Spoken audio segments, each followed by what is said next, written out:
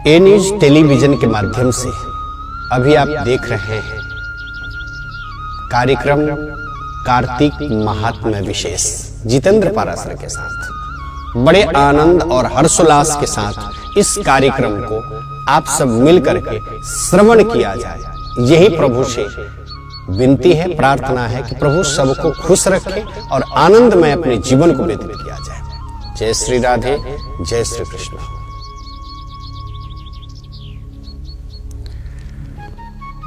सच्चिदानंद रूपाय विश्वोत्पत्त्यादि Hathaway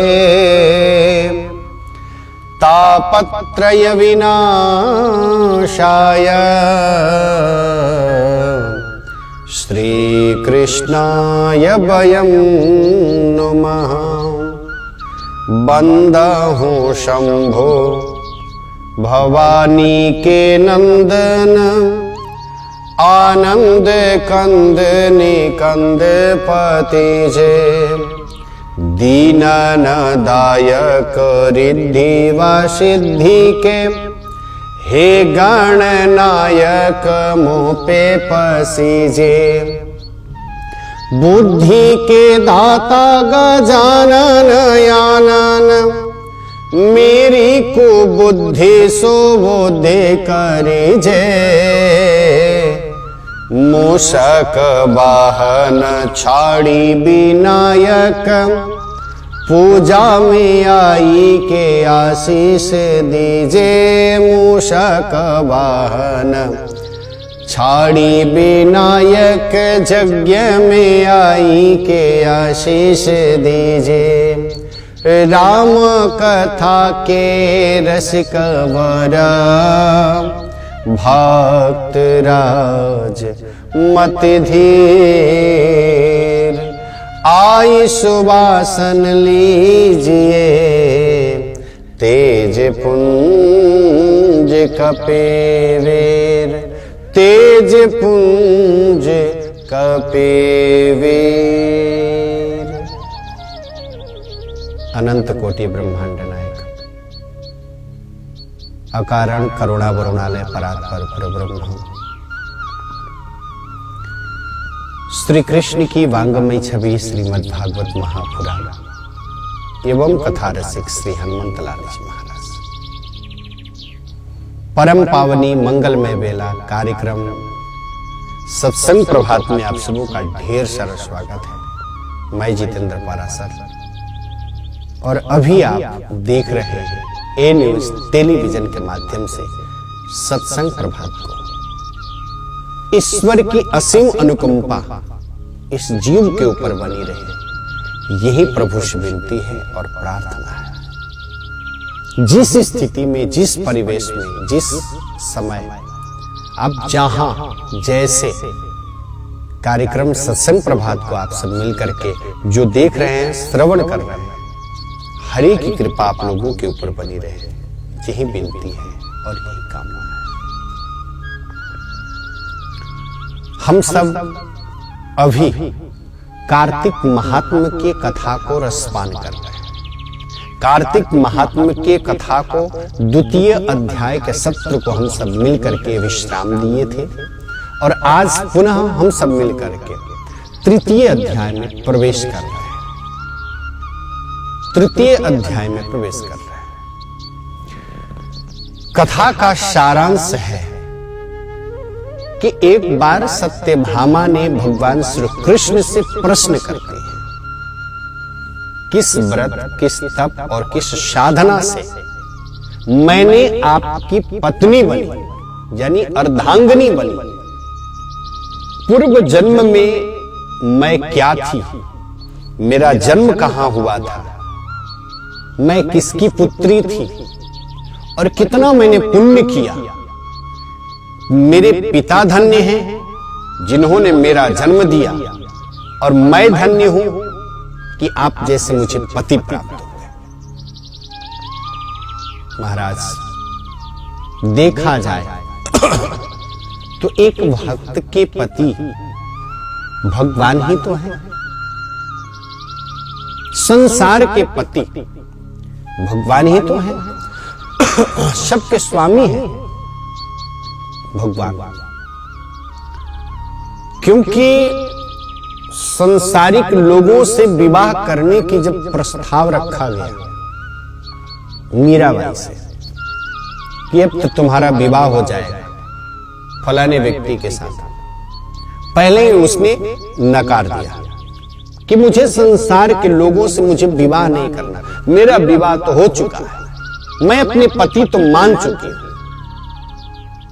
वो पंक्ति याद है ना कि मेरो तो गिरधर गोपाल, मेरो तो गिरधर गोपाल, और दूसरो न कोई, मेरो तो गिरधर गोपाल, मेरे तो सिर्फ गिरधर गोपाल है, इस संसार में मेरा कोई नहीं है, और मैं संसार के मनुष्य से मैं विवाह करने वाली नहीं हूं, आप सब भूल जाएं। स्पष्ट शब्दों में मीराबाई ने कह दिया। आज सत्यभामा बड़े हर्षोल्लास के साथ जब आप बीती बात को जब सुनी, पिछले जन्म की बात जब भगवान श्री कृष्ण के द्वारा सुनी, मन में बड़ा तूफान आया, और वो तूफान क्या था? खुशी का तूफान। बड़े हर्षोल्लास के साथ एक प्रश्न करती है पुनः सत्यभामा भगवान श्री कृष्ण से। सत्यभामा कहती है कि सर्वेपि कालाः वय वास्तव कालस्वरूपिणः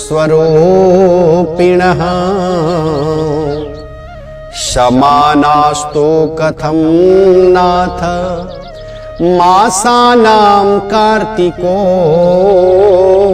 वरः, मासानां कार्तिको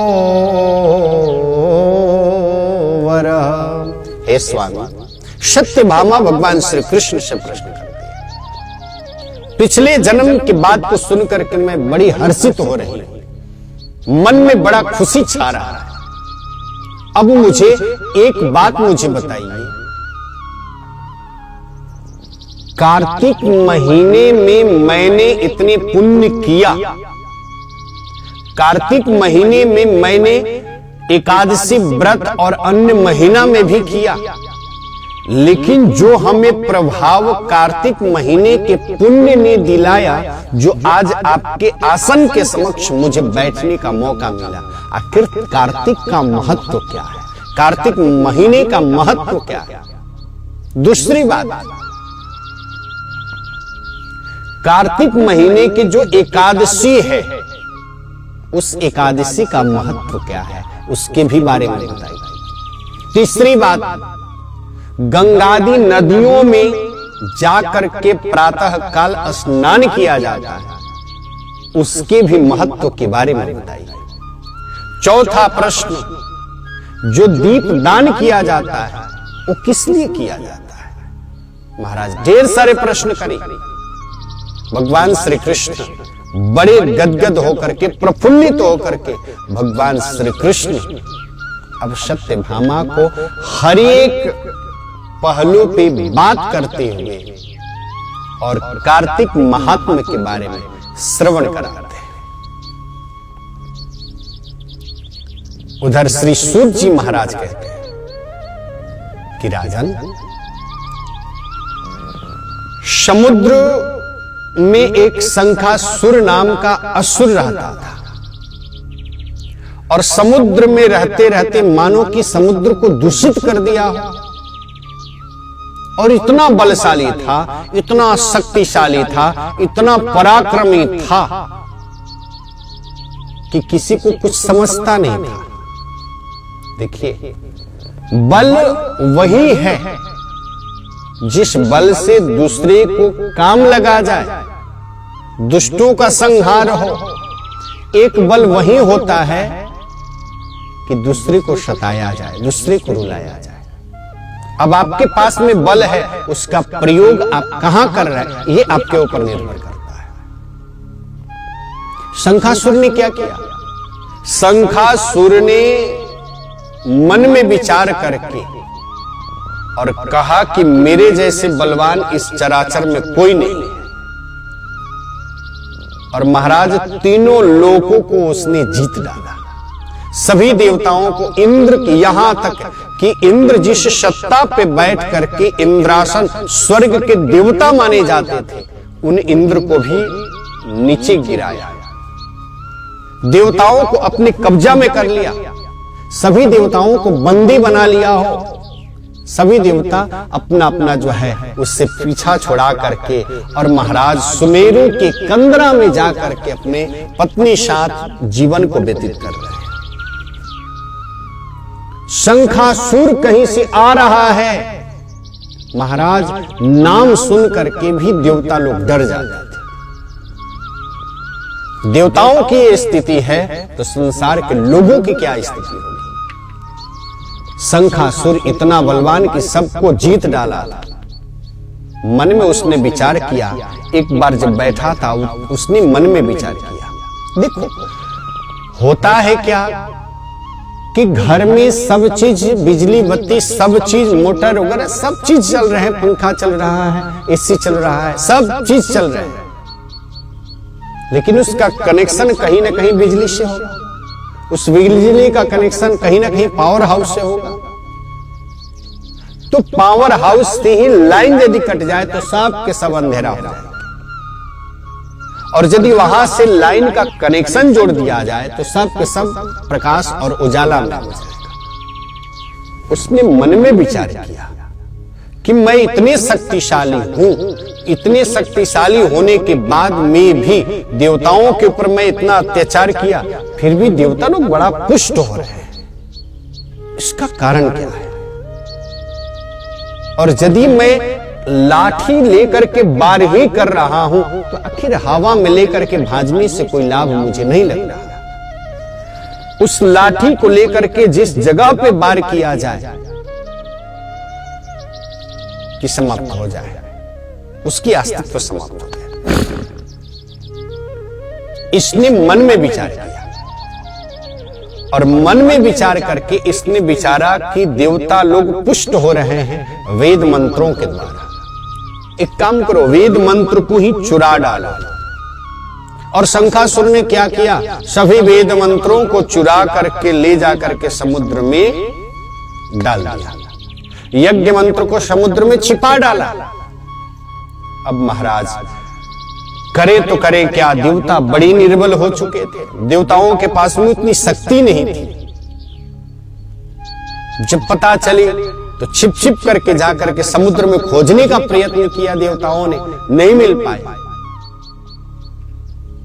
अब जो है सभी देवता लोग चोरी छिपी से अपने प्राण का डर रखते हुए ब्रह्मा के शरण में गए और जाकर के कहा कि प्रभु आप बताइए कि वेद यदि पुष्ट न हो, वेद यदि नहीं हो, तो उस वेद के माध्यम से भी हम सब पुष्ट हो रहे हैं, हम सब भी एकदम शक्तिशाली हो रहे हैं, और वेद ही समाप्त हो जाए, कोई लुप्त कर दे, तो इसका मतलब है हम लोग तो एकदम निर्जीव हो जाए। इसी के लिए आपसे निवेदन है कि हमें क्या करना चाहिए। और महाराज उस समय में भगवान विष्णु के शरण में गए, वैकुंठ में गए, सभी देवताओं को लेकर के वैकुंठ में गए। और उस समय में जब वैकुंठ में लेकर के गए तो भगवान योग निद्रा का आश्रय ले रहे थे, स्तुति करना प्रारंभ कर दिए। सभी देवता लोग मिलकर के स्तुति कहना प्रारंभ कर दिए। और उस समय में भगवान ने जब अपनी योग निद्रा से जब जगे तो देखे देवता लोग मेरे शरण में आए। भगवान विष्णु कहते हैं क्या विपत्ति आ गई। तो ऐसा घटना है, ये शंखासुर जो है सभी देवताओं को सता रहा है, सभी देवताओं को रुला रहा है। इसने वेद मंत्रों को ले जाकर के समुद्र में प्रवाहित कर दिया, समुद्र में छिपा दिया। और महाराज उस समय में भगवान कहते हैं कि तुम चिंता मत करो। और उसी समय में भगवान गए समुद्र में और जा करके जल में प्रवेश करके वेद स्तुति को लेकर के फिर लेकर के आए। और उस समय में भगवान वहां पर आशीर्वाद देते हैं कि जो वेद मंत्र का प्रभाव है, जो कार्तिक महीने में पूरे महीने भर जो स्नान करेगा उसकी मनोरथ और इच्छाएं पूर्ण हो जाएगी, उसको विशेष फल की प्राप्ति होगी। और भगवान विष्णु को देवता लोग मिलकर के कब जगाए? तो भगवान विष्णु को जगाने के लिए देवता लोग मिलकर के स्तुति खूब किए। तो भगवान विष्णु कब जगे? तो कार्तिक महीने के एकादशी में भगवान विष्णु जग गए। इसी के लिए भगवान श्री कृष्ण कहते हैं कि हे सत्यभामा, इसी के लिए एकादशी मुझे बहुत प्रिय है कि देवता लोग अपनी स्तुति करके और मुझे जगाए। इसी के लिए मुझे काफी एकादशी प्रिय है। इसी के लिए जो व्यक्ति एकादशी करते हैं उससे परम मरने के बाद परम मोक्ष की प्राप्ति हो जाती है। इसी के लिए हर एक व्यक्तियों को एकादशी व्रत करना चाहिए।